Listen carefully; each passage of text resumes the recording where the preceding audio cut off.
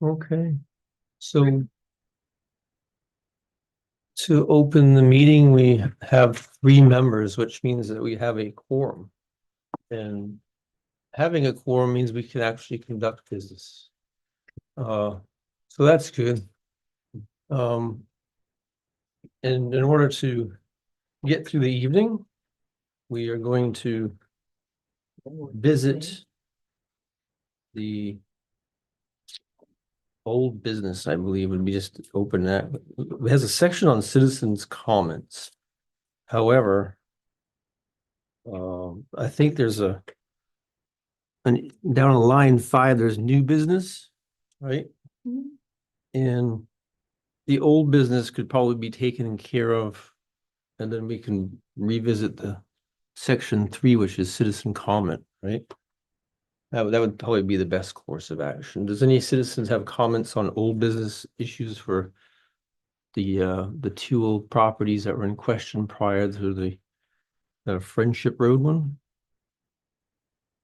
No? Okay, so we'll just. I'm sorry, I'm having a hard time hearing you in the back. Right. Yeah. Speak up, please. So there's a section for a citizen's comments.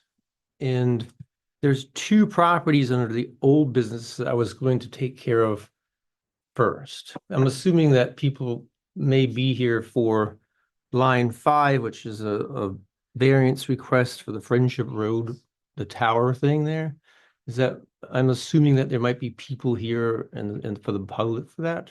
Yes. Yes, so we will go and do the citizen commentary after the old business is taken care of. Does that sound fair and reasonable? Okay.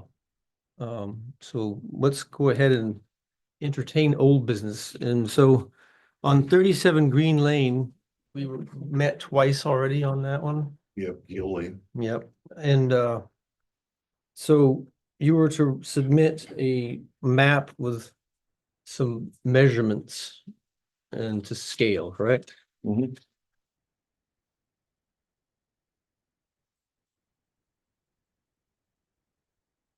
Look like. I've even scaled basically a piece of paper so I could kind of show you the dimension of the building, and it's very close to being at scale. About 13.5 feet per foot, but this is the particular layout with an angled property line. It has to take off here, and this basically makes almost like a 30-foot corridor that went along here. And my intention was to try and locate the building back in such a fashion that I could avoid some of my other utilities. So there's a number of different locations that I've proposed to put it. One location I would like to maybe put it would be out in this area, in the parking area, but another one was maybe down this way. But as I looked closer at it, I realized that I don't think I really need the 15 feet. And I was asking for a 50% reduction. So what I'd like to do is amend it down, and I'd just like to have it so that it's set back to 20 feet, not to 15. I only need 10 feet. And that would kind of make it a little easier for me site-wise to, position it. So, but this is what I've come up with that I could submit to you. Like I said, it is at scale and pretty accurate. It's about the building here is about 66 feet. These 2 segments of the building here is, almost exactly, 40 odd feet. And this is 48. This representation I'm giving you. The other part of it would be that it wouldn't be the entirety of the part of the building that would be over the setback line. As far as a building with a foundation, it would just be a lean-to structure. This building would have a 12-foot lean-to wrapped around. So I'm giving you the entire dimension footprint, you know what I'm saying? But it wouldn't actually have a full building over the line. And the maximum that I would want to go is 10 feet over that 30-foot. So that's what I would like to do, is amend it down to 15. I know that one lady had asked me, I don't think she's here tonight, if it was 6 feet, would that help you? So I really tried to look a lot closer at it, see if I could, Yeah, come some way in between and get some kind of compromise where it would work for everybody. So I hadn't spoken with the neighbor, but they had given me the letter and they didn't have an issue with the reduction. So to 15. So I would imagine they wouldn't object to, even less, 10 feet instead of 15 feet. So you would be going 10 feet into the setback area? Right, instead, I don't, and I initially asked for like a reduction to have it to 15 feet from the property line. When I'm looking closer at it now, I only need, a reduction by 10 feet from the 30-foot setback, so to 20 feet instead of 15.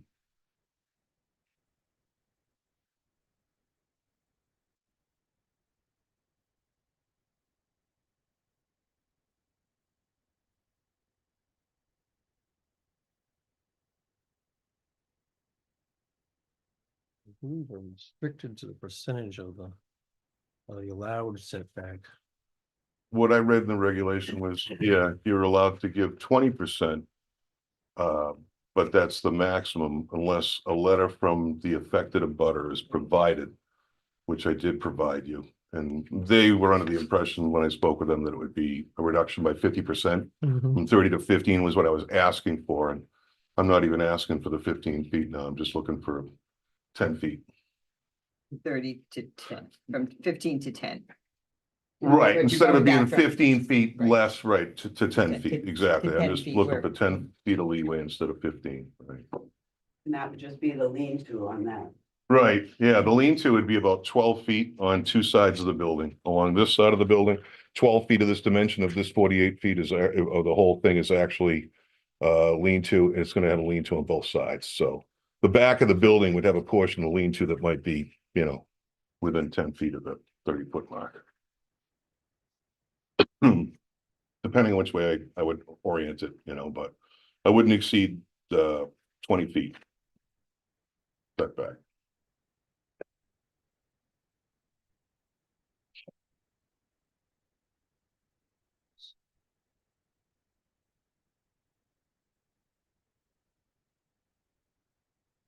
Best way to do it too would be give you an actual, physical picture from above the property, so. Yeah, it's a pretty big drawing to look at, so it's. Yeah, in the neighbor's house, you can't even see it. I mean, at this point, this is almost 150 feet here. I think I'd spoken to you before too as well. There's a ravine, natural ravine that travels down through the property through here, between here and the neighbor. And, so anything on that abutting property over to here essentially would not be practical for building. Setback for shoreline is right about back here.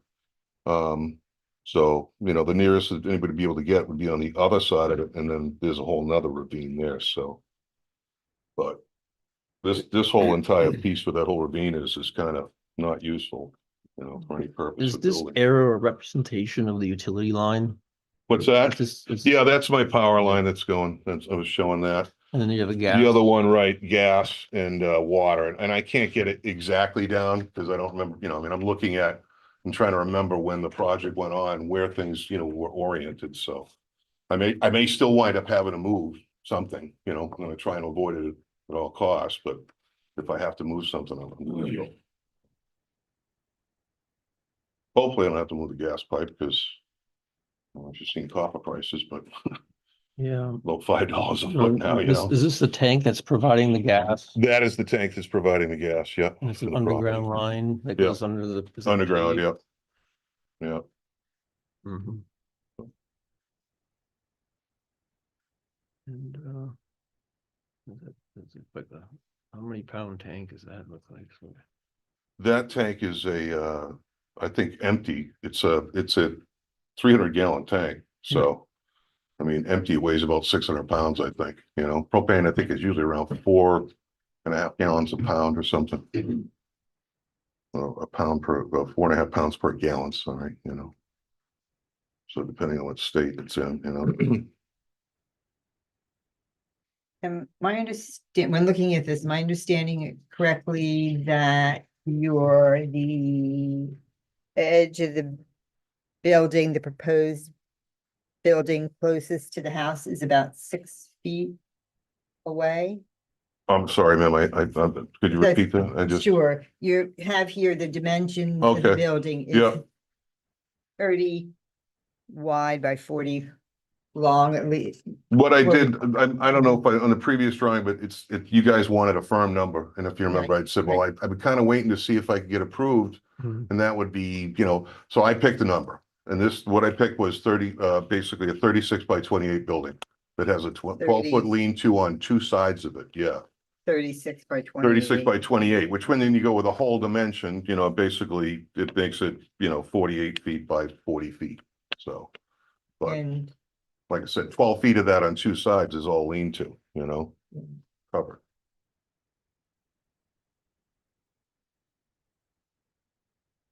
And I may make it smaller too. I'm still in the process of that, but I figured I would never want anything larger than that, that I figured I'd just go to a size that I was comfortable with, that I knew that would be, I'm not gonna go any bigger than that. I may actually go smaller. I mean, I do have a set of architectural plans for a 30 by 30 garage, but it may not fit for length because of the type, equipment and so forth I'm trying to put inside.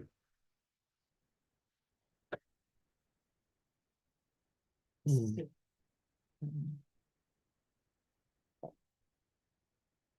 so if you said you have a lean-to, if I'm using the right words, on Mhm. both sides of the building. Yep. Of the garage right now. Yep, So, on the gable and on the end wall sides, yep. okay, so if you took one of those away, then you wouldn't need a variance.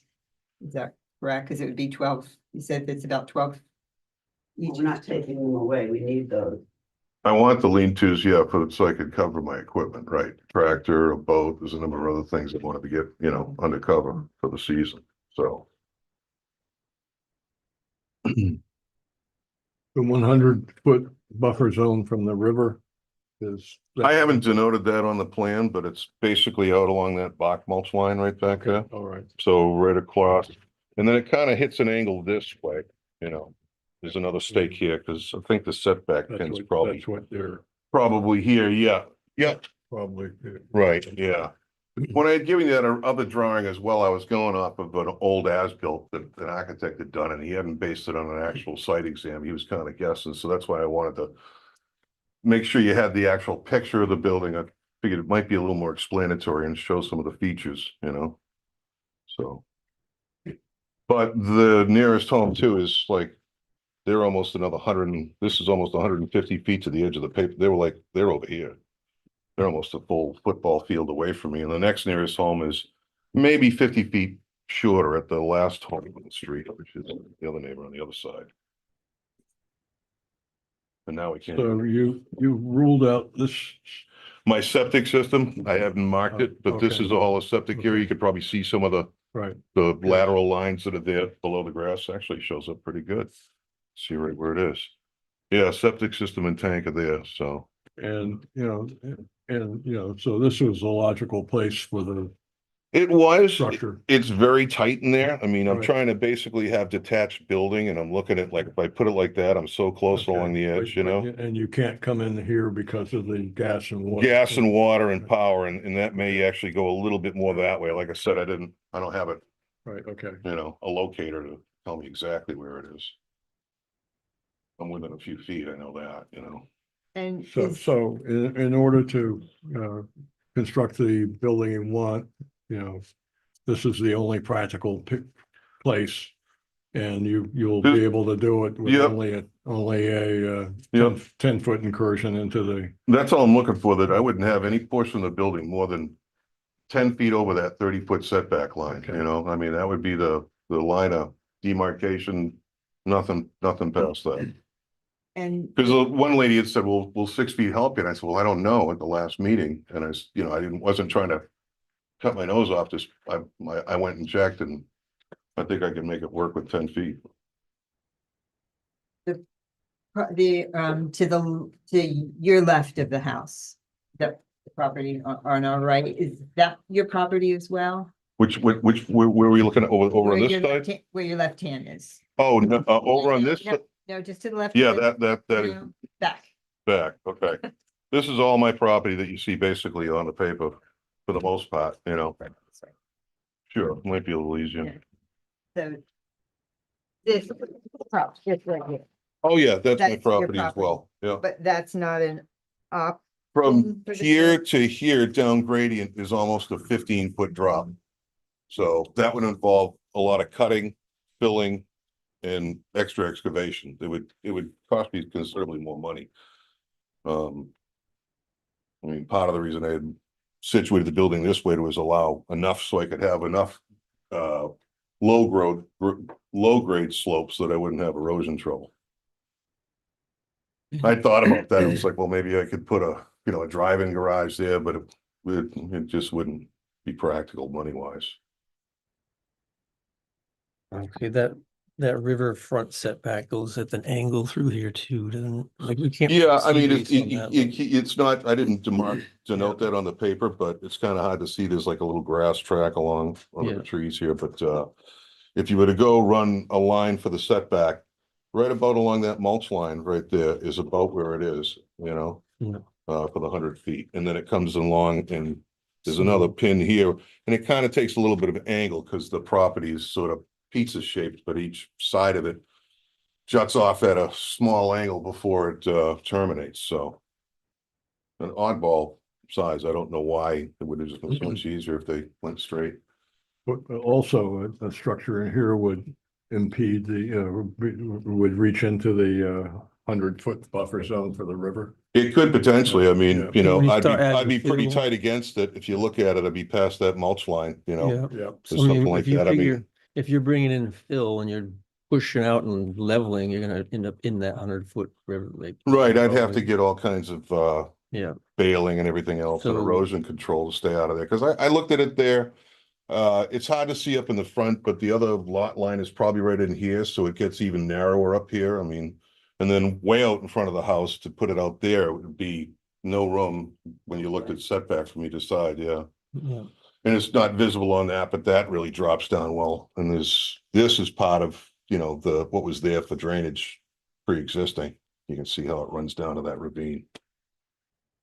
Yeah.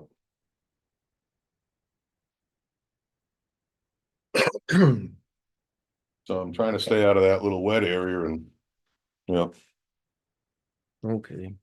So, I mean, the basic assessment is that there's no other reasonable location on the property other than what you've proposed to put the structure. yeah, I mean, Yeah. I'm looking at it, I pretty much have two practical locations to put it, you know. Here or there, Yeah. so, and back and forth, and we wandered around in the yard with a tape measure and argued and tried to postulate what we should do, you know. So, Okay. Distance has been going to be amended from 15 feet to 10. Yeah.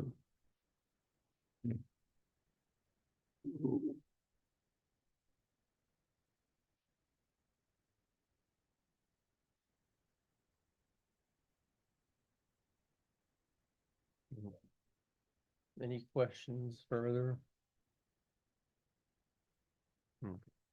So I guess that now is a decision to be made, because the gentleman's been here several meetings, and so something has to be done now.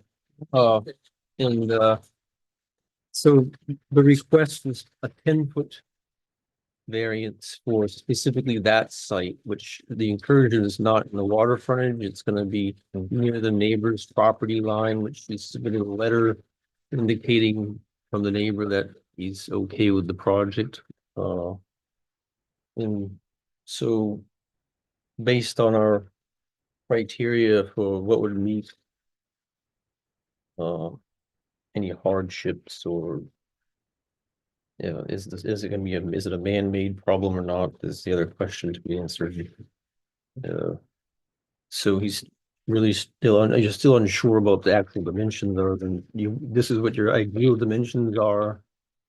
that would be the maximum dimension, I wouldn't exceed that, you know, I mean. I wouldn't even have a problem if that was part of your decision, that they can't exceed the dimension that I proposed to you, so I can't imagine why I would need more than that, you know. Okay. So I move that we grant the variance request as modified as 10 feet, yeah. 10 feet. Okay, so the motion here is now to amend your petition from 15 to 10 feet.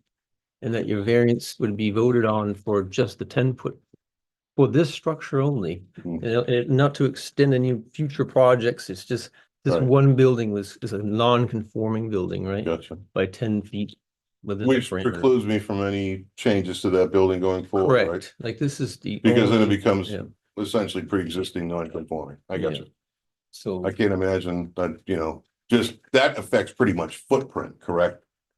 As far as use of the building, I would think. yeah, that's, I mean, you couldn't add on you to can't it, add like- on to it. Right, No, You're like, Right. what you're proposing right. and what you told me is what we're approving. So like, Okay. nothing outside. No, of I that. just wanted to make Yeah. sure I understood Yeah. that there wasn't any, yep, And in reality, it's like the overhangs is what extends into there. So it's like, it's not, you're not Yeah. in a foundation, there's probably like dirt, just Yeah. posts, right? yep, So like, we're actually looking at the roof is coming over by a little bit and it's Yeah. not the building. The building's inside the actual parameter of 30 feet. yep, that's my Yeah. intent, Yeah. yep, So just so we're clear. yep. So yeah, so that's the motion. We'll vote. Are you in favor of a 10-foot variance for that project? For that project, that Okay. the overhang is what's. I vote to approve the Okay, amended and variance. I also will vote to approve. That's what you need. You need 3 votes today and you got them. Excellent. Okay. I appreciate that, thank you.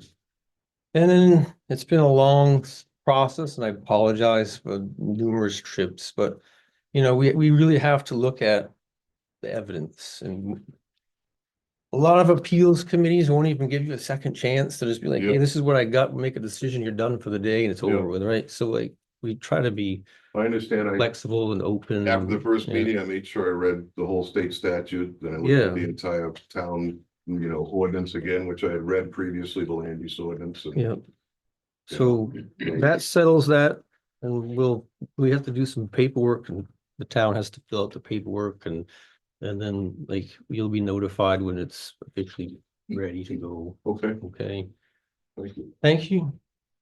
And that settles that matter and then we'll move on to the next matter.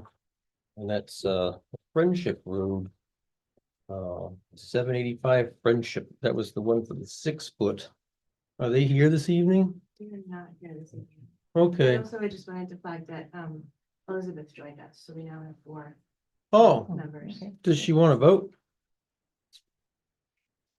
Has she been listening? Elizabeth, you're muted. She only just joined. How do you get her? Okay, so you're now attending. Would you like to vote on this? Because we just try to pass something unknowing that you're here, so. Yeah, no, that's okay. I was having technical difficulties joining, so I was not able to follow everything that was being presented. So you should go ahead and proceed without my vote because I missed most of the conversation. But from this point forward, I'm Yeah. fully connected to the meeting.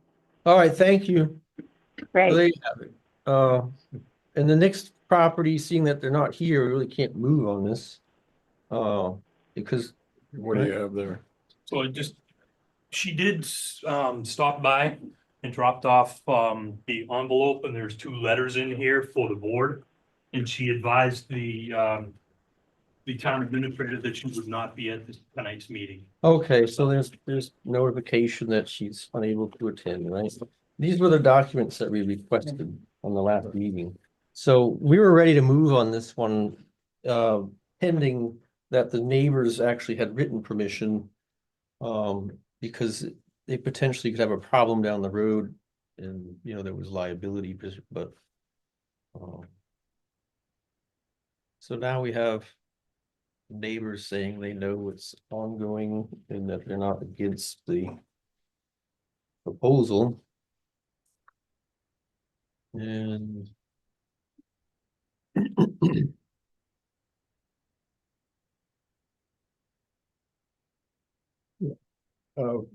For the benefit of the board member who is attending the meeting by wire. These 2 letters, consent to the proposed variance. okay. So are we comfortable with the information that we've now been given, that we've asked for? to make a motion for a 6-foot variance on an existing structure that has already been built and was found to be, Excuse me, could you please speak up so we can hear you? yeah, so And the could you last, Introduce yourself. yeah, I'm Stephen Carmichael, and I'm the acting chair of the evening because our other chair is not here. Sandy, I know. Yeah, I'm Debbie Stevenson. Excuse me. Member of the board. okay, does that answer your question? Okay. And Elizabeth And McCormick. and I gotta yell a little louder so you can hear me. That's fine. I work with people all the time where I have to yell, so I'm good to go. But, so last meeting, we had a property, she's not here to represent herself, but she's on Friendship Road. And she built a little carport off the side of the house for the little camper that they bought. And the carport extended beyond a 30-foot setback by a distance of 6 feet, because like, they didn't know that the setback was set at 30 feet. And so their structure ended up poking into the zone by 6 feet over the line. And so it was made known, the town found out about it, it's a problem for them. So they have to submit for a permit because they didn't realize they needed one after the fact. And so they came in seeking the variance in order to correct the project, to get things in line. And there was a hardship here because it's already built and they submitted all the receipts. And in order to be within the 30 feet, it had to be torn down completely and then rebuilt again, which is, an added cost to the homeowner. Or consider a 6-foot variance to make the actual structure existing compliant. That was the question. So we're gonna address that tonight. Because we had asked them to bring with property permissions from neighboring properties, which they didn't have at the time, and they've submitted them. So now I think we're ready to move on it. I have a question. Yep. So we know that these are the two properties that are adjacent to 785 Yeah. Friendship Road. These are the two properties we I would could look want. that up. I did not. That was just dropped off to the administrator, but I can go back and take a look at those Thank to you. confirm.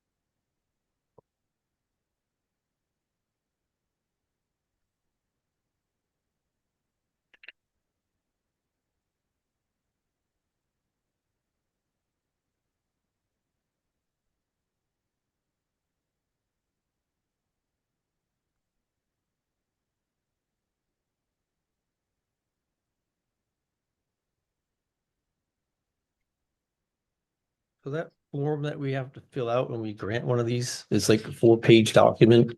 The notice of decision. Yeah, do we have those forms somewhere that like the process to begin or I whatever? have Collins partially drafted. I just need you to review it. Okay, So we can do that before we leave tonight.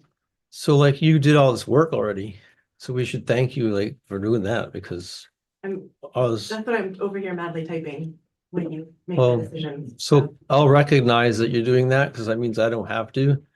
and that's awesome, so. Otherwise, my pen over here would be spilling in lines and you wouldn't be able to read it probably, so. Yeah.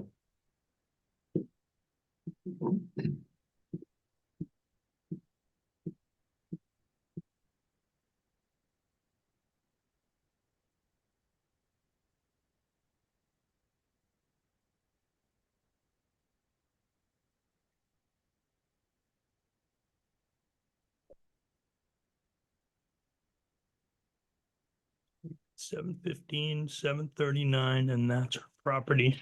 Then you have $736 and $787. Okay.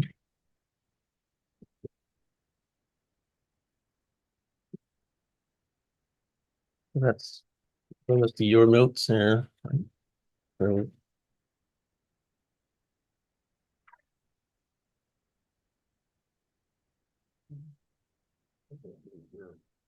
No, I think that, is this yours?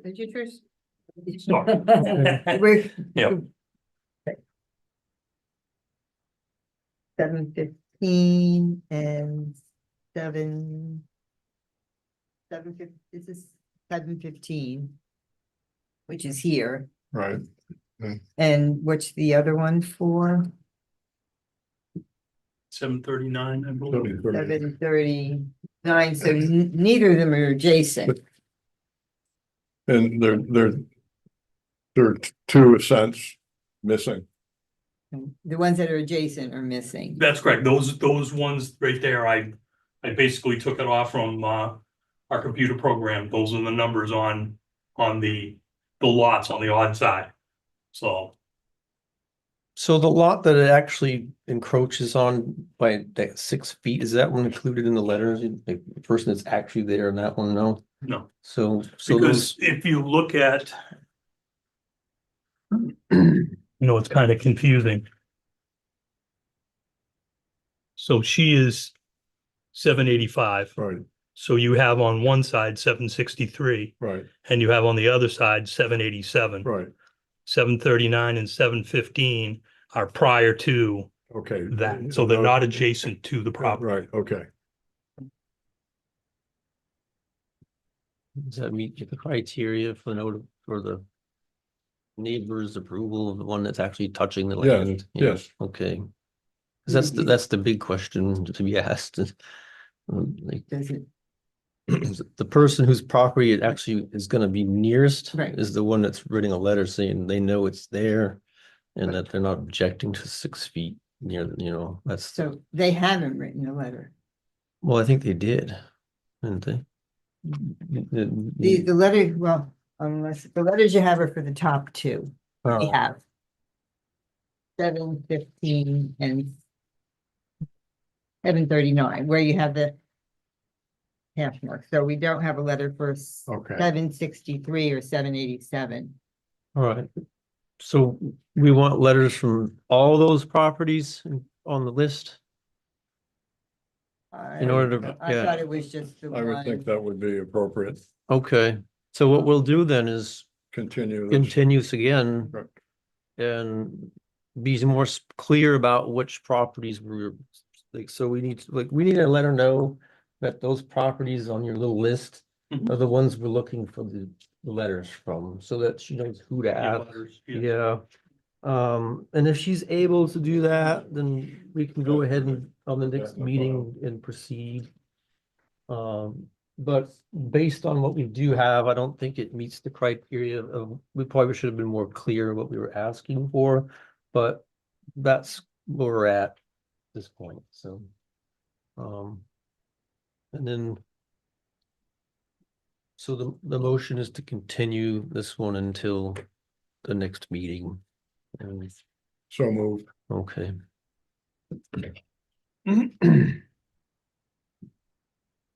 It's 7:11 and your town attorney's here. Yeah, Amy's here. Oh, hi, Amy. So now we can move to the new business section. But before we do that, we have to go back in time and allow for section 3, which is a citizen comments. So I'm assuming that the citizen comments are going to be based on the new business, which is in line 5. And I'm gonna open the floor to citizens' comments. The persons who want to speak, raise their hand. Potentially I can figure out how many. Just one in the back. So if you want to come to the podium.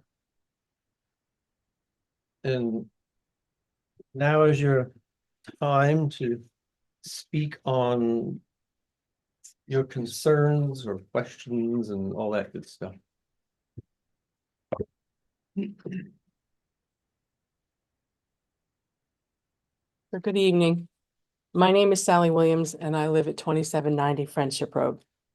I'm a primary abutter of the proposed cell tower site at 2734 Friendship Road. I've been involved in this process since October 2025 when the pre-application was submitted to the planning board. Since that time, I've learned a lot of things and I am before you tonight to share some of what I have learned. The applicant, their documentation frequently references Verizon. I would like to point out that the applicant for the tower is not actually Verizon, but Blue Sky Towers 4. A quick review of their website makes it clear that they are a cell tower development company. They build cell towers and then lease space on them to tenants such as Verizon, and for this particular tower, they are anticipating up to 4 tenants. The applicant is here tonight requesting a waiver to build this cell tower outside of what is already allowed in the town of Waldoboro. The applicant's sister company, Blue Sky Towers 3, has already engaged in the same process in the town of Noblesboro, who denied the waiver request, and the sister company is suing Noblesboro. The headline in the Portland Press Herald was, "Noblesboro denied a request to build a Verizon tower. Now the developer is suing." Eye-catching headline, but misleading. This is not a tower to be owned by Verizon. The tower will be owned by and managed by a Blue Sky Towers division. And that is who the town will be dealing with if the tower project is allowed to proceed. And the developer came out in Noblesboro waving the card that they want you to believe is their ace in the hole, effective prohibition. They've already played that same card in the town of Waldoboro at the planning board. During the November 13th planning board meeting, Earl Duvall, the Blue Sky Towers 4 attorney, had an exchange with board member Margot Riley. I would encourage you to review that recording of that exchange, and that particular exchange is at time code 1 hour, 35 minutes, and 7 seconds into the meeting. It is difficult to follow because Earl Duvall interrupts Margot several times as she asks about additional reasons why the application can be denied that are not effective prohibition, almost as if he does not want those reasons known. This is important to remember. During that same meeting, Earl Duvall was insistent that the then proposed site would be the only option for siting this tower. Based on Blue Sky Towers' own Google Maps and plans for the tower site presented that evening, I pointed out that my living room was only 352 feet from the proposed site. The team of experts that prepared the application and site drawings ignored the fact that there was a resident 352 feet from their proposed site, despite being clearly visible on their own documentation. Now fast forward to February 14th, 2026, the planned site walk and balloon test. Surprisingly, the site of the tower had been moved to a new location on the property further back. It is fascinating to me that it was moved despite the initial assertions repeatedly that the first site was the only possible location for this tower. Currently, there is what has been labeled as a quote-unquote final application before the town that was received with the application fee on March 20th, and now there is this variance request that was submitted on April 27th. So unless another new site has been proposed, the current application submitted on March 20th is based on the site from the February 14th site walk. In order to actually construct this tower, the applicant must submit applications for approval to both the FAA and the FCC. Construction of the tower can't begin without the FCC approval being granted, or it's a $200,000 fine to the applicant. The site walk on February 14th was a brand new site with both a change in location and also a change in tower height that was different from the November application. The balloon test pictures for the photo simulations were taken. But because the application that is now before the town is based on a new site, the FAA aeronautical study and the FCC antenna structure registration from the November 2025 application for that very first site are no longer valid. According to the FAA website, the new FAA request was submitted March 23rd. Yet the final application and the application fee were submitted to the town of Waldoboro 3 days prior on March 20th. As of today at noontime, the FAA still lists the application number 2026 ANE 442 OE for the new aeronautical study status as evaluating. This is significant because the town needs to know about any lighting requirements imposed by the FAA and FCC as part of the permitting process. And the FCC antenna structure registration requires an approved FAA study number and a hazard determination. An FCC application was submitted on February 19th originally of this year for the site used for the balloon test, and the public notices for the comments to the FCC came out in the Lincoln County News around February 27th. That was for application number A1377682. However, that application was withdrawn on April 24th, more than a month after the final application was submitted to the town. As of noontime today, there is no new FCC application pending. It would appear that the process has been reopened as a new Section 106 was filed requesting historic preservation review of the new site per an email received by the town on April 20th, 30 days after the final application was submitted to the town.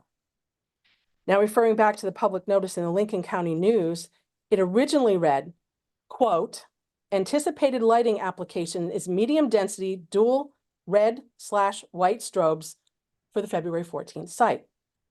However, the narrative provided by Earl Duvall states in the application, there will be no lighting other than a security light at that site. You can reference this in his narrative submitted to the town, where he references the Land Use Ordinance 102848 on pages 13 and 14. So the applicant submitted what they labeled their final version of the application with a check to the town of Waldoboro on March 20th without current and valid FAA approval and a pending FCC approval using an outdated FAA approval for the older tower site and height. Then the FCC application was later withdrawn on April 24th, and the lighting for the new tower remains still an unknown. I was informed that the shot clock had started when the application was received, meaning that the planning board has 150 days to respond to the submitted application. However, shouldn't that now change, knowing that there are actual inaccuracies in the application that has been provided? More than 3 months after the site walk and 2 months after submitting the final application, the applicant has neither approval from the FAA nor pending FCC application. Please know that once they can resubmit the FCC application after they finally have FAA approval, the new FCC application process could take months, as new public notice must once again be printed in the Lincoln County News.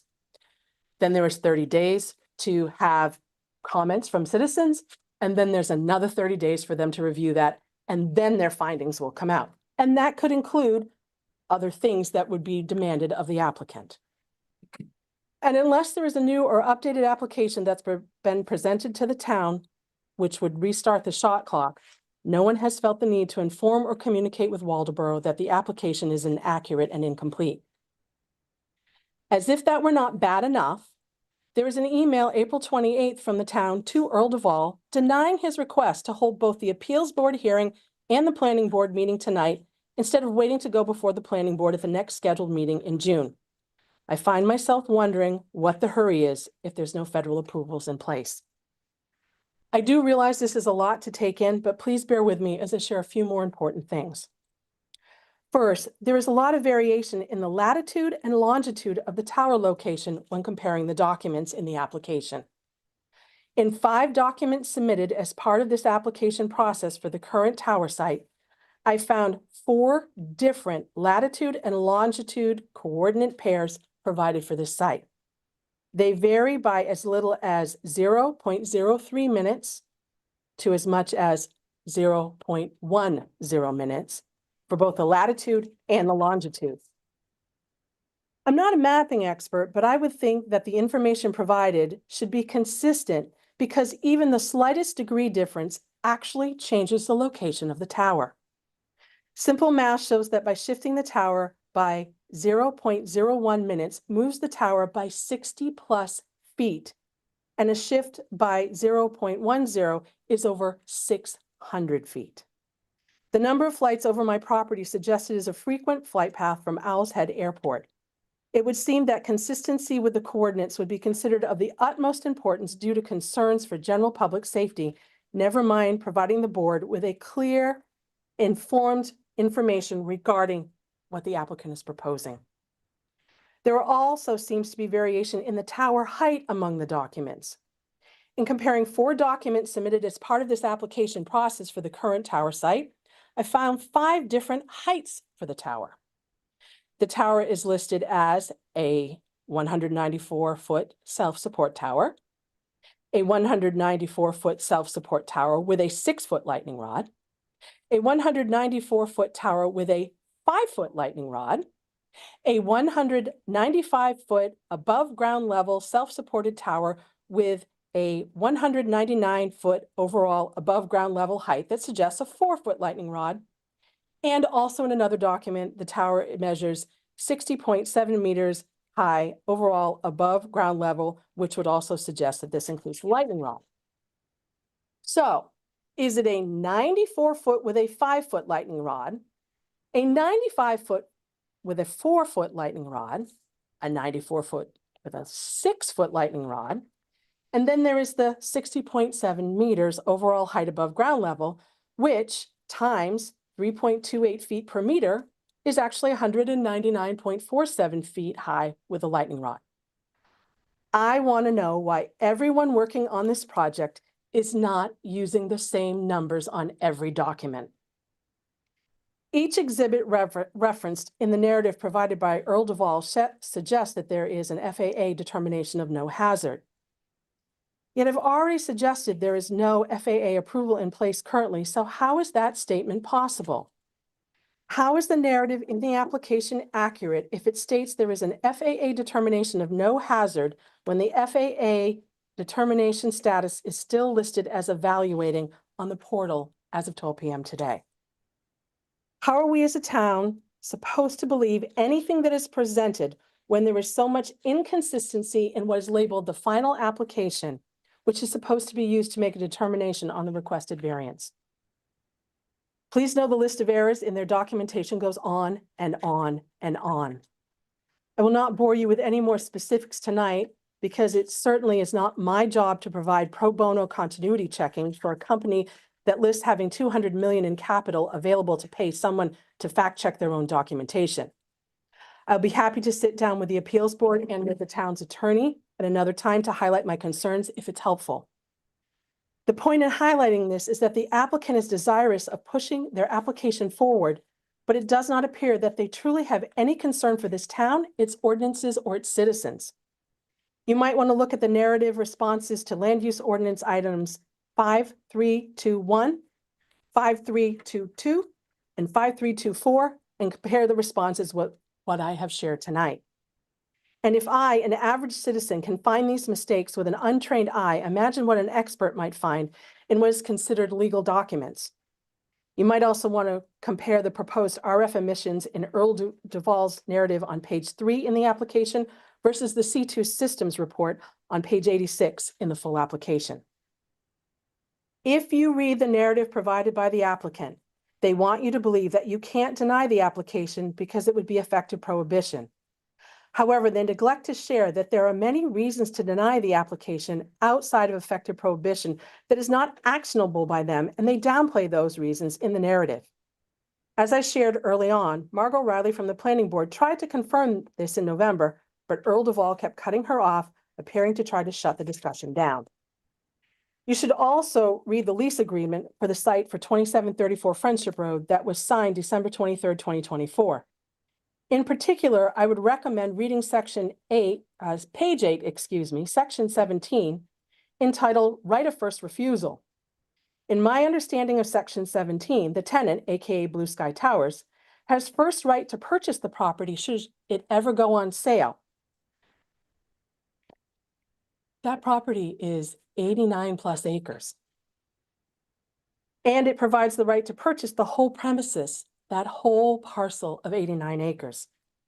I've been asking myself why a tower development company would want the headache of 89 plus or minus acres of farmlands, wetlands, and forests, all in proximity to conservation land. In reading further down on page 9 in section 20 of that same lease, there is a line that in part reads, located thereon, parentheses, including the communications facility. In Waldeboro, the Land Use Ordinance, section 1028(1) applicability reads, this section applies to all construction and expansion of wireless telecommunications facilities, including communication facilities and towers. The land use language implies towers and communication facilities represent two different kinds of telecommunication facilities. This lease agreement is part of the application submitted to the town of Waldeboro for an antenna tower. I would ask the appeals board to consider what is meant by the term communications facility in a lease where the tenant is allowed first refusal to a large property, knowing the same tenant is asking for a variance to build a cell tower 5 miles from Route 1, and if granted, would set a new precedent for any future requests before the town. I would have you reference back to the Noblesboro proceedings and encourage you to review the memorandum prepared by their attorney as a starting point for your determination process. And I will leave you with one last thing to assist you.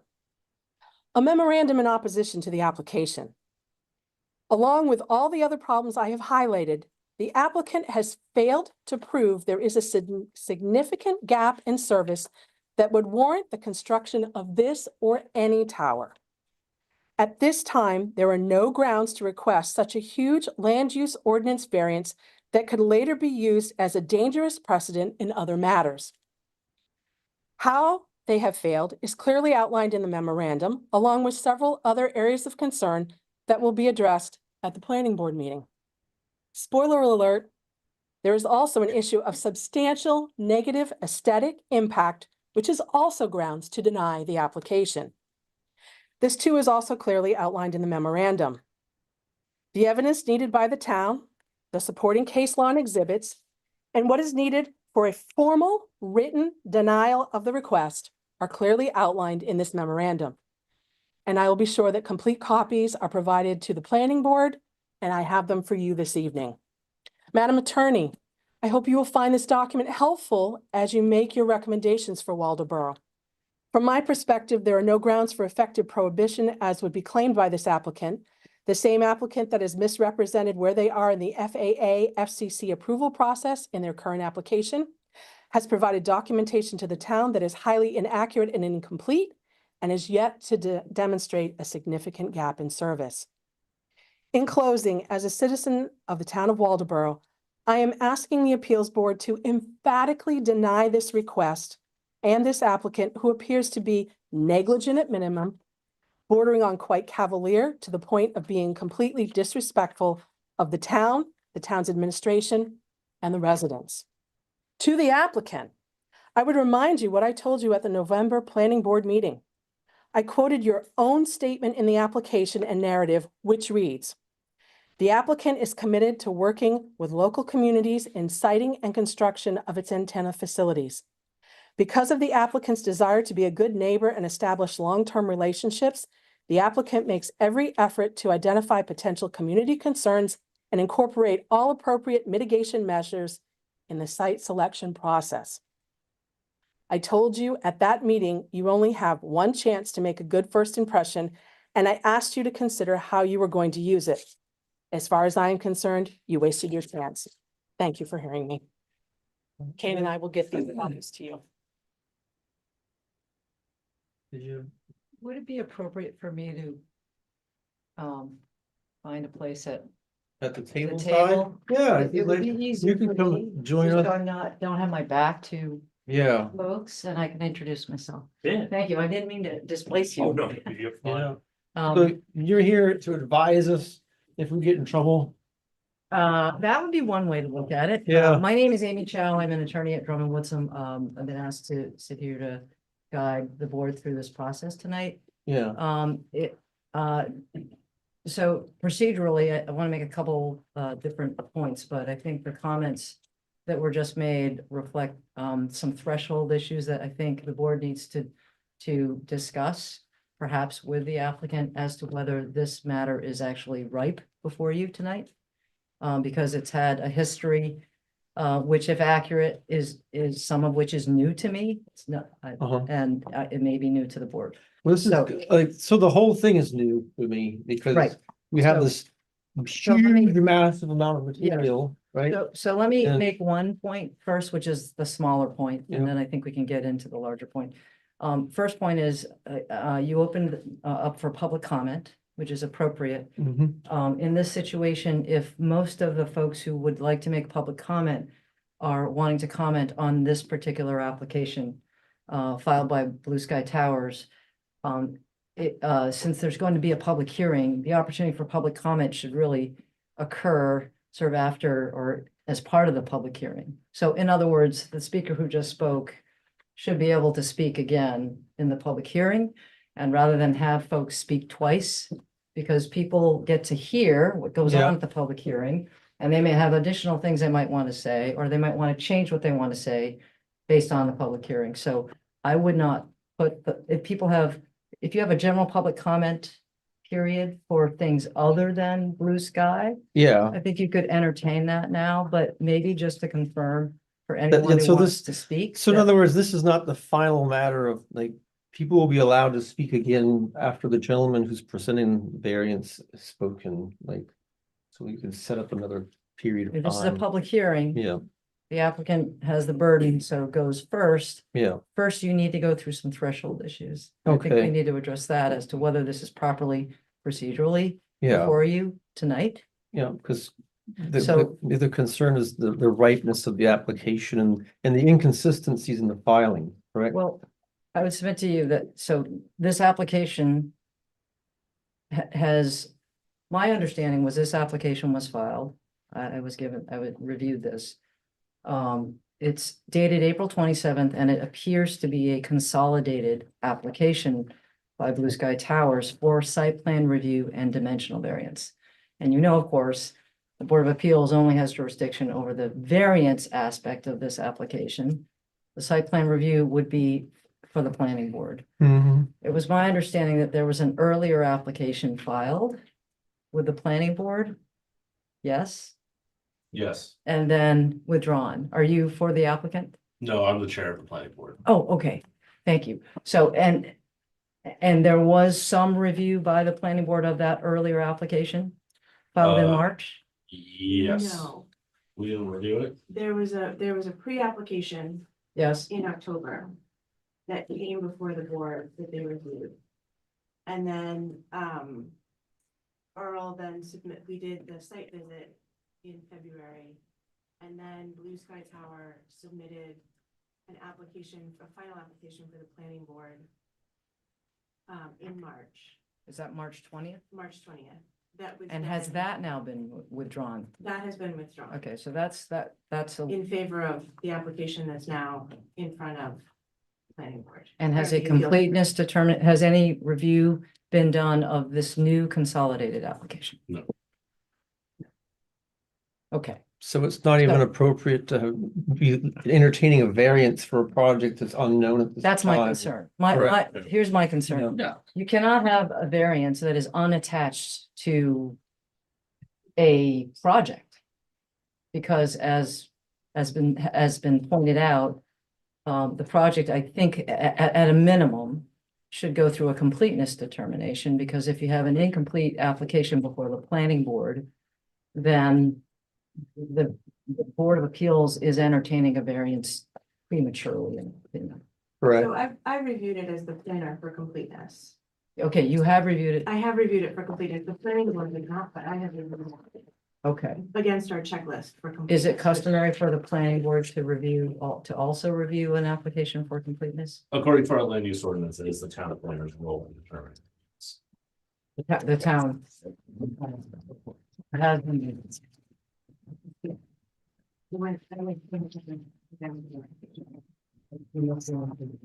Yes, I am. Good evening.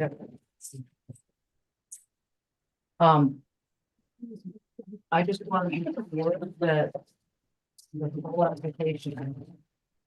The Board of Appeals, if the Board of Appeals is going to entertain a variance, that you know what application it is submitting a variance for. Because there is an argument that the planning board should be going first, or at least to a point where it would determine that either they can approve it with conditions, or deny it on multiple grounds.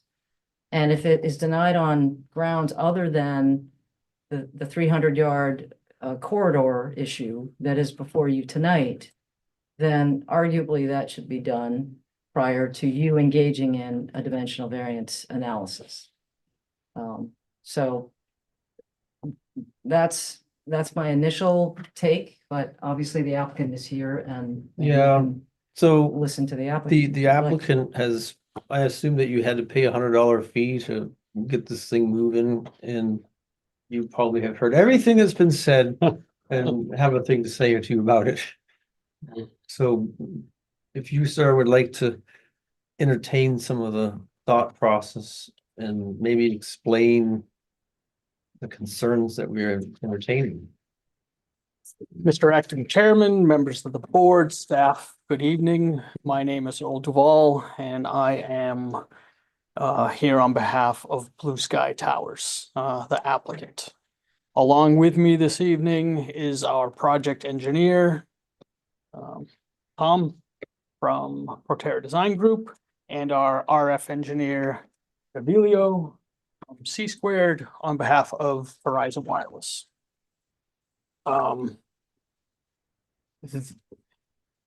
Being here today for this noticed public hearing has been somewhat of a long but productive, yet a little bit bumpy road.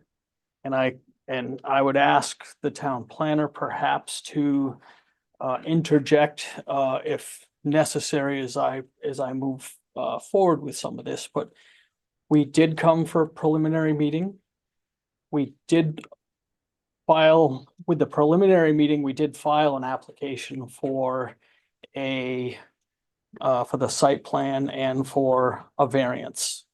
We, based upon several discussions, we had anticipated or had talked about whether or not the planning board would have the power to waive the requirement of the 300-yard requirement from Route 1.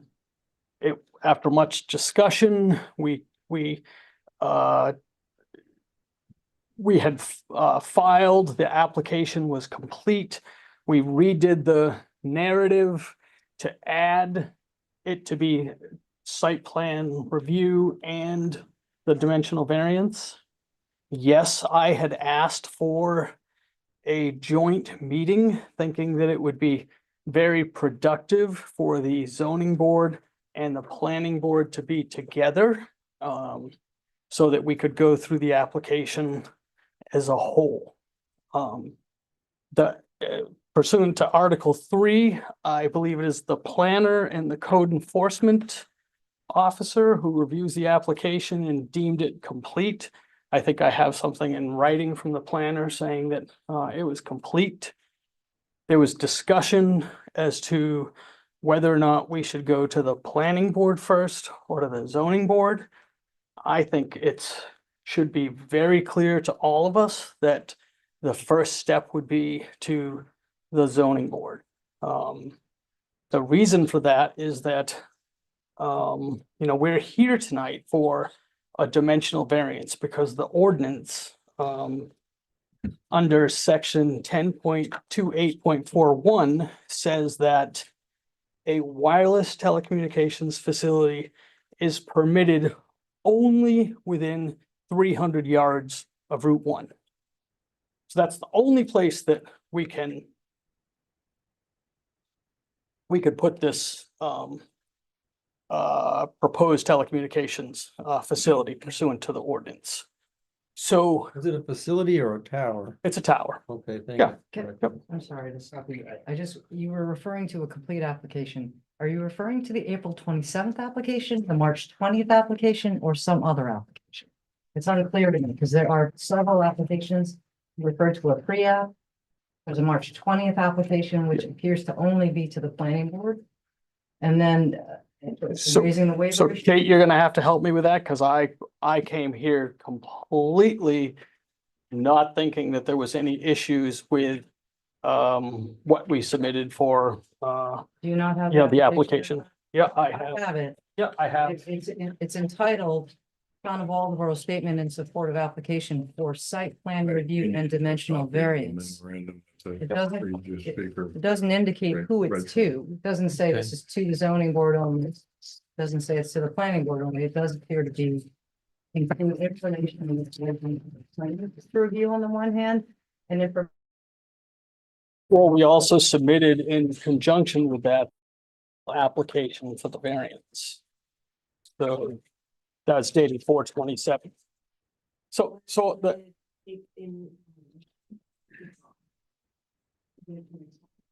the variance application on a date other than April 27th. no, it is dated April 27th. And that, On That page four of na- the consolidated application I have. And for dimensional variance, was that something separate from the variance? And I apologize if I have the wrong information. I think where the confusion is we submitted the variance application, the form, and we updated the project narrative, which is now titled site plan review and dimensional variance, which was submitted previously in March. Because the decision was that we needed to seek the dimensional variance, so that application form was completed, and you'll note that it says, please see attached narrative and exhibits. And the planner and I actually had conversation with regards to, do you want me to resubmit everything in its own little package, or are you going to take the existing application that already has all the 13 exhibits and documents and utilize that? And the message to me was, nope, you don't have to submit that. I'm just gonna give that over to the zoning board. So it is one big application. Does that, did I? Yeah.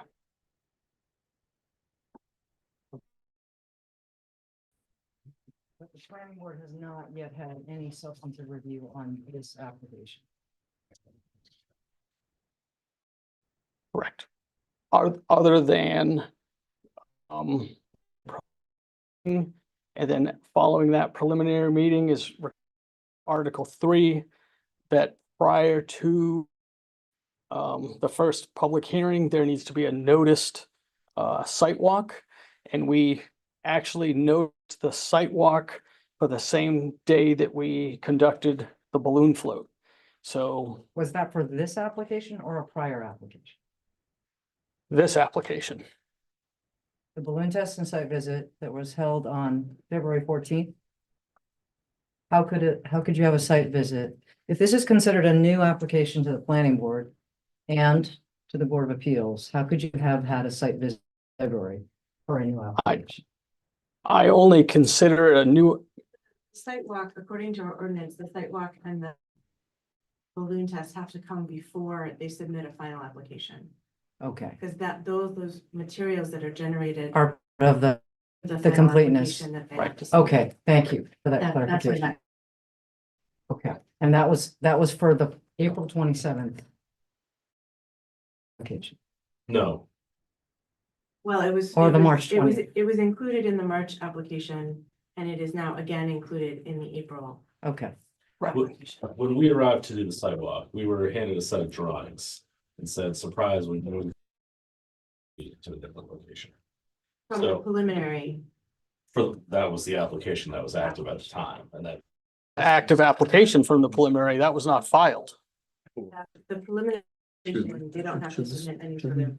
This would be discussion and sidebar discussion. It's just a review. Yeah. Yes. And for the preliminary, coming to talk with you folks to say, we know that under the ordinance, we had to conduct a balloon float, and it was wanted to introduce myself and the company and just wanted to know if there was any, specific areas that we were gonna, anyone might want to take photos Can from. I interrupt for a minute here?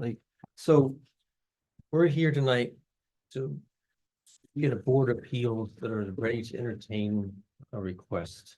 And so, and conferring with other members, I don't think this is ready to be in front of us at this time. And so the suggestion is that it would be vetted properly before it comes before us, that before we can entertain, because a lot of these discussions that are happening are outside of the spectrum of what I should be looking at tonight. Well, you're absolutely correct, Mr. Acting Chairman, and that's why we are here tonight on the application that I submitted on 4/27.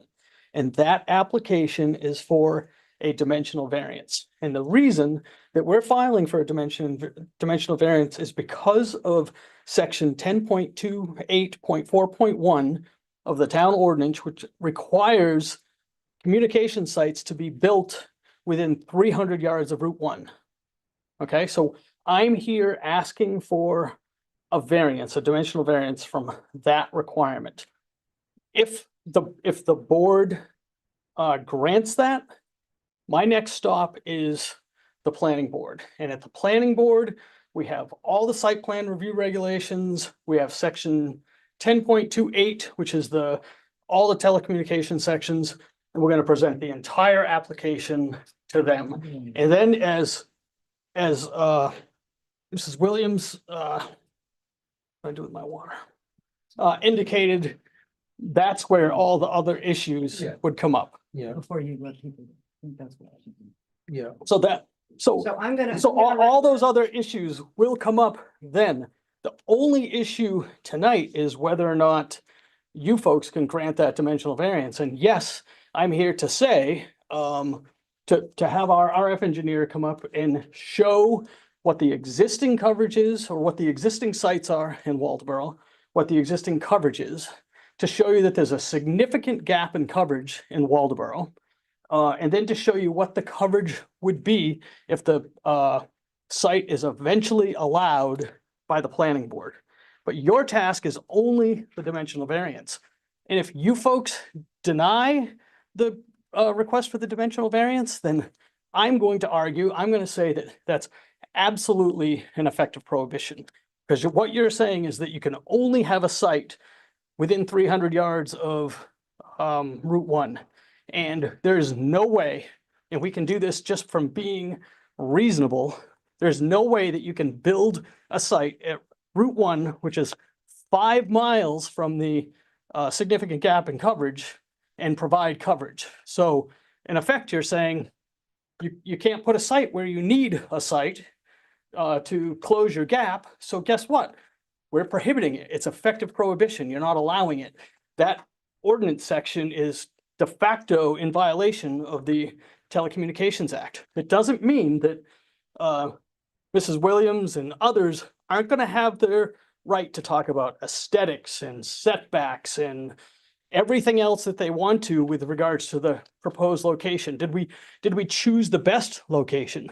I have an ASA, an alternative site analysis, where we looked at 60 different sites within that coverage gap of what might work and what might not work.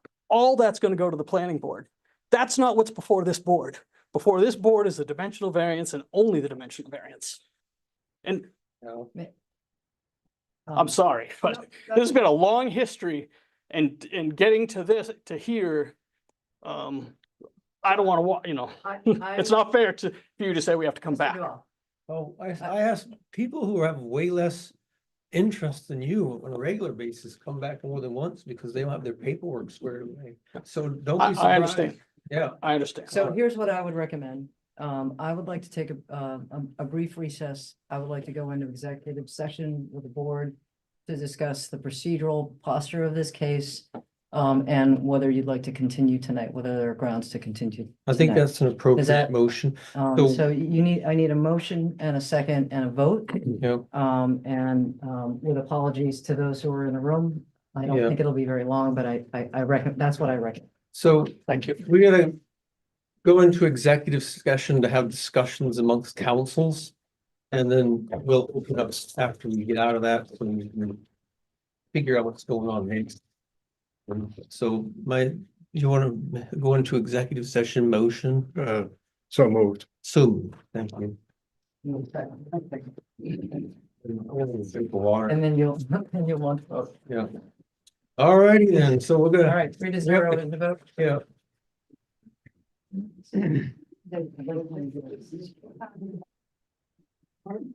Wait, hey, is there, we don't wanna kick people out, is there a place?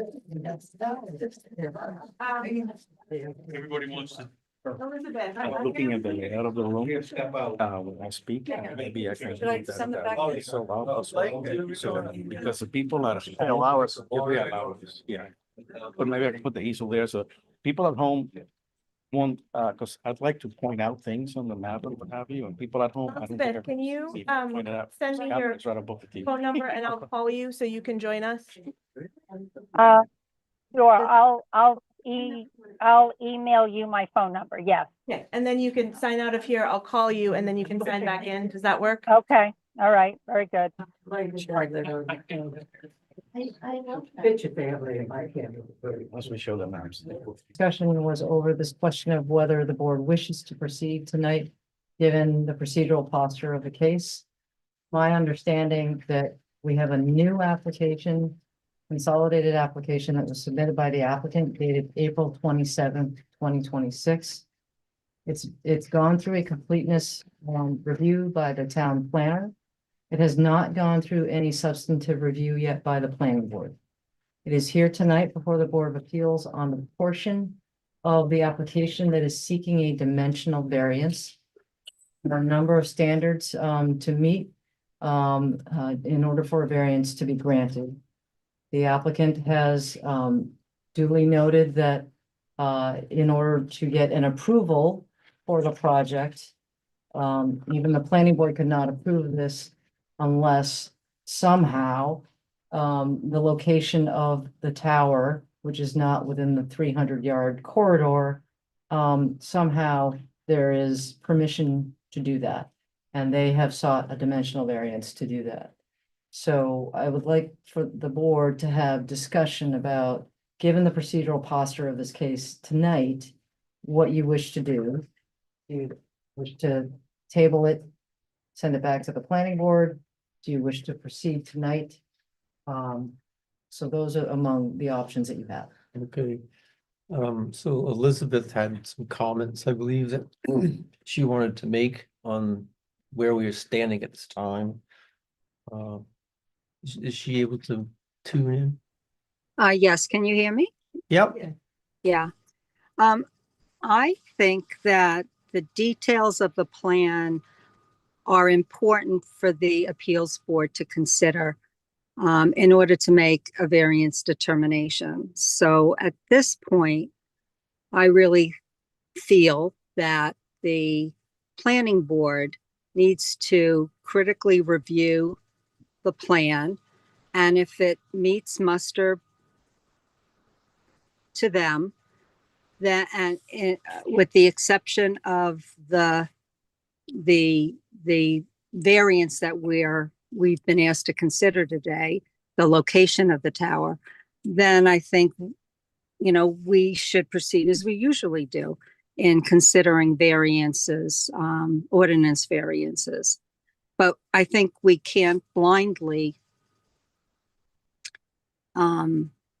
grant a variance without having a concrete plan before us. Okay. I'm in agreement with those comments.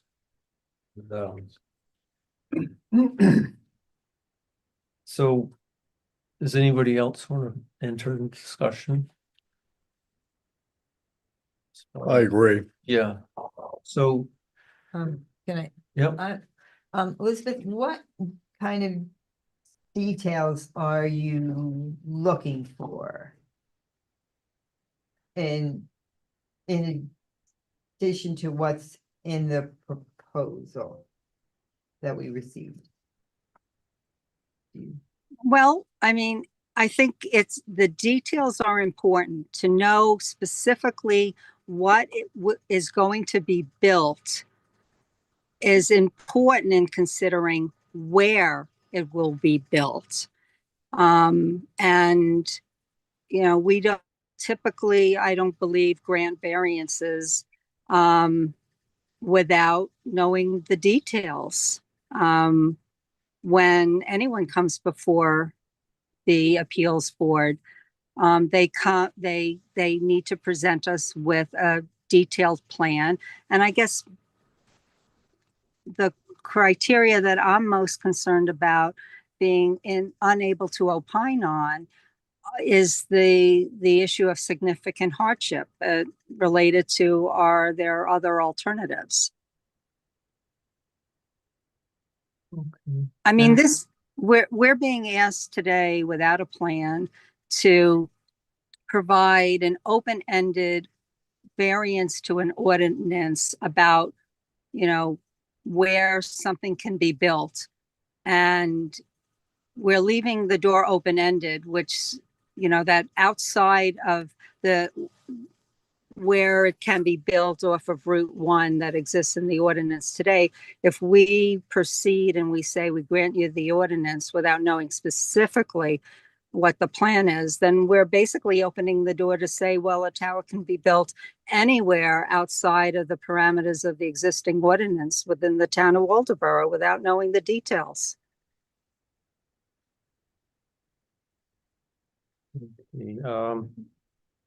When the public comments happened, you said you had a memorandum that you were gonna give to Yes. people. So I'd like to accept the copy of a memorandum before we move forward to.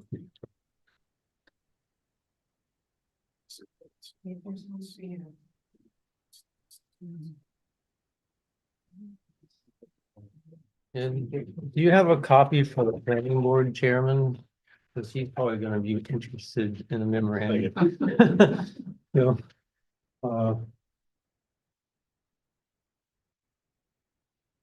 But that's just to add to my. Do you want to entertain my comments, or you want to vote on whether to proceed? I think that with the weight of her concerns at this time, that just opening it up for more discussion is just gonna waste time. I think we need to make a motion on whether or not we're gonna proceed tonight or not. That's what I think, because if we're not gonna proceed on this thing, there's no sense in opening it up for more discussion with those concerns that are been present, so. Would you like to make a motion for a continuance upon the proper plan reviewing process of having it looked over thoroughly and presented in full? So moved. So moved. And that's what we're going to do. So you need to vote. Yep. Oh, I'm sorry, did Yeah. you vote? So you need a second. If you want to second his moved motion, then we'll vote on a continuance.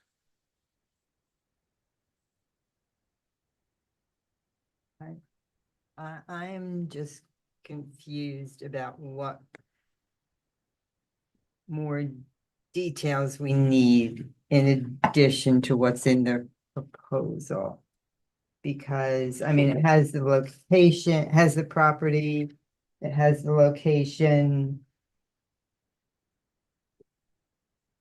I mean, I think like we've done for other variances, you're just approving it. I'm not saying I'm for or against approval of the variance, but are we looking for the planning board to come back to us with their approval before then we act on it? I'm just not sure what additional information we're looking. I think that there was concerns about the inconsistencies in the height of the tower, what specifically it's going to do. I haven't even been given the opportunity to address that issue, and there isn't any inconsistencies. We have Miss Williams here playing lawyer, who says that Blue Sky Towers is trying to purchase the entire property. If you read the lease, which everything is in front of you, the lease is for the premises or the rent. and the premises is defined by 75 by 75. So I don't even know if you folks can accept her materials, if you're gonna continue this or treat me like a ping pong ball after months of discussion and send us to the planning board. Because it's absolutely not accurate to send us to the planning board because you have all the details here. We're seeking a variance from a requirement from the town that says you can only have towers within 300 feet of Route 1. And what I'm saying is that doesn't work. You need to give us the opportunity to say, we have this significant gap in coverage here in Waldeboro that you cannot provide coverage to by putting a tower along Route 1. Clear as day.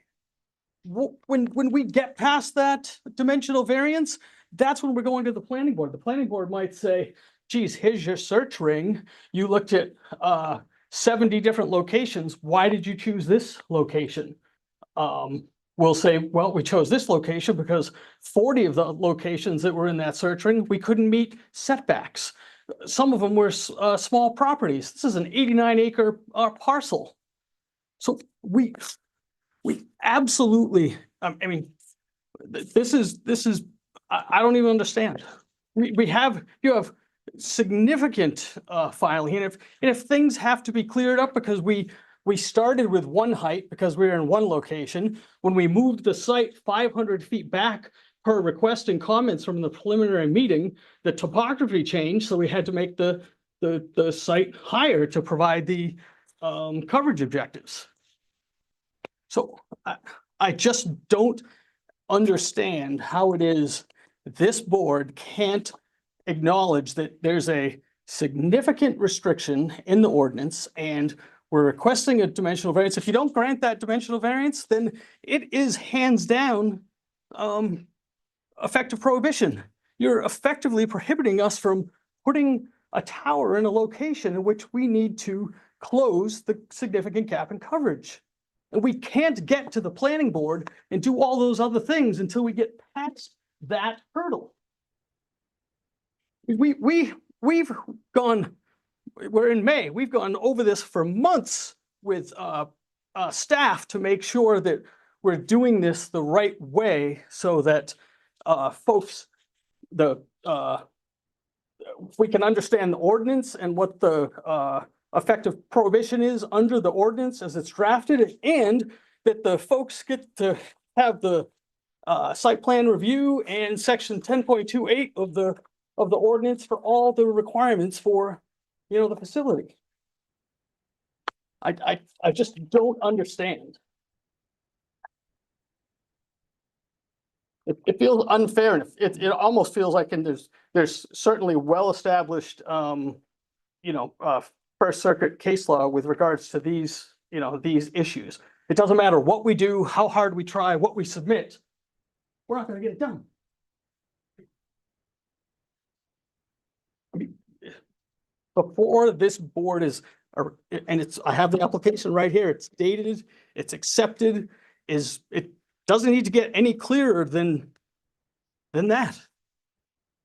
We don't even get to the alternatives within the search ring. We only get inside the alternatives for Route 1 because we can only be 300 yards from Route 1. There isn't anything, and you'll hear it from the engineer, that there isn't anything that we can do inside that corridor to provide coverage to the area that we have a significant gap in coverage. It's essentially an effective ban on wireless communication facilities. All right, so I'm gonna frame this. It's my opinion that this is a judgment call by the board. If you are considering all of the dimensional variance standards, and if you look at them and feel like the board would benefit from the public hearing process before the planning board, and the way that iterative process can reveal facts that may be relevant to your determination. Certain facts may be irrelevant. Other facts may be very relevant. Even if the other, whether there is, one of the standards is whether there's no feasible no other feasible alternative. That is true. Whether that comes up before the planning board or not, that would come before you. Right? And they're ready to present that evidence to you tonight. Another standard says that the granting of the variance will not produce an undesirable change in the character of the neighborhood and will not unreasonably detrimentally affect the use or market value of abutting properties. That I would submit to you is susceptible to factual development in a public hearing process that you may decide would be better held before the planning board or held before you. I think either could be the case, and that's your judgment call. For example, you know, the projects that proceed before the planning board, they the facts they develop based upon questions. Sometimes applicants will modify their proposal based upon concerns that the planning board may voice. So regardless of whether this other feasible alternative issue is reached, you may also have other standards that you should be looking at and deciding whether you would benefit from a planning board process before you can advance it. And I'm just pointing to one of them, but that is something that I would invite you to look at. It's the undesirable change standards and dimensional variance, 5.3.2.2. If I may, I apologize for interrupting, but we don't even get to the state variance criteria because federal law, the Telecommunications Act of 1996, addresses this. It's federal preemption. Mr. Duval, I'm going to disagree with you. So this is a legal point. I've read your brief. I don't believe, I believe that the applicable legal case law does not allow the board to make a finding about effective prohibition. What they are here to do is to follow the ordinance standards and to follow state law pursuant to their charge to whether to grant a variance. Whether that result ends up in creating an effective prohibition is something you can take to court. It is not, you can ask them to make an effective prohibition determination under federal law, but I will be advising them not to consider that. I appreciate that, Counselor. I disagree. And I also think that when you're talking about alternatives, we're only talking about alternatives within Route 1. There isn't any alternative site that you can put. Mr. Duval, I'm sorry. You're talking about the standards now substantively. I understand your point. You'd like to be heard on this issue and you'd like to put on evidence about whether there's any other feasible alternative. I understand that. What I'm saying to the board is that that's not the only standard if you were to entertain this dimensional variance tonight. There are other standards here and only you can decide whether or not you would benefit from the planning board proceeding and with the fact finding that goes on with that process before you entertain whether a variance can be granted. Well, I think there's a lot to be gained by an actual discussion at the level where there's more opportunity for number one, public comment and discussion and hashing out some of the concerns that the town may have prior to looking at the criteria that we have to see in order to grant the variance. So that's my big concern is I think that they shouldn't be rushing the process on this moment without the full complete picture of what facts we have in front of us, because obviously there's a massive scale of stuff to go over. So that's my thoughts on it, and I think it's been echoed by Elizabeth as well. And the question is if the board is willing to continue on tonight's information or postpone it until we have other procedure, which is the planning board. I think we need to move on that motion, and have a vote on it. And then we can decide if we're gonna hear it tonight, so. So, restate what the motion is then. Well, before us. the previous motion, which was, we had questions on what information, so what we're looking to do is have the planning board do a substantive review of the actual massive package and have a public comment section, so the opportunity for people to have a public comment during that review, prior to us engaging in issuing the variance, based upon that substantive review. That's the motion. As I would say, best frames it. And if it does not pass, then we don't think that's an appropriate motion. It does not pass, then we'll entertain the variance request as it is in front of us. We'll have a vote on whether or not to issue it. So that would be the alternative.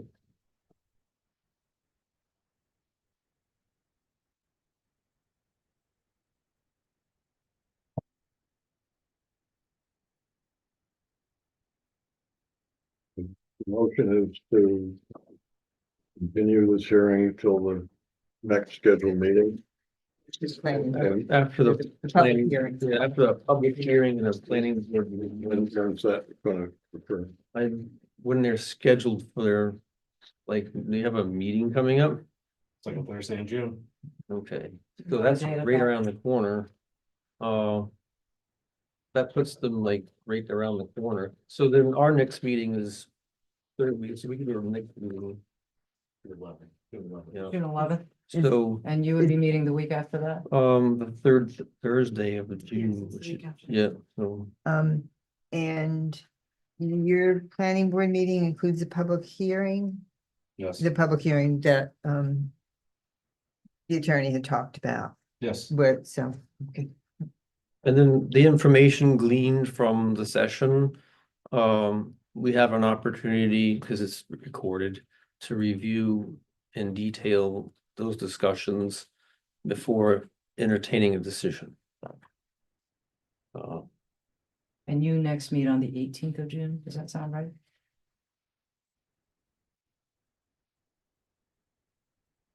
So I hear that as a motion, is there a second? I second the motion to defer any consideration of this issue until the next scheduled meeting of the board. Okay, You gotta say all those in favor. all in favor of that motion? Aye. Aye. All right, so, Motion carries Motion- 4-0. and our apologies for all you having to bring all this to the table and then having it brought to another committee, but Is it appropriate for me to renew my request on the record that the Board of Appeals and the Planning Board meet jointly in a public hearing and agreed upon date and time?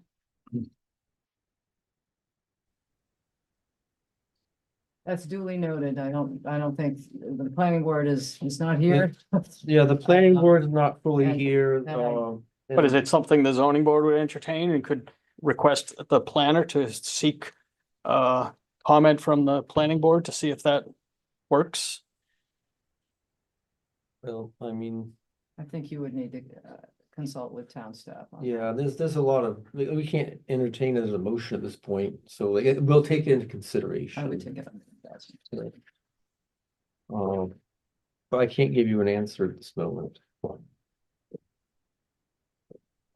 So as far as that is concerned, then we can have an adjournment. I move to adjourn. Okay, I second. second. All in favor of adjournment? Okay. so- 0, we're adjourned.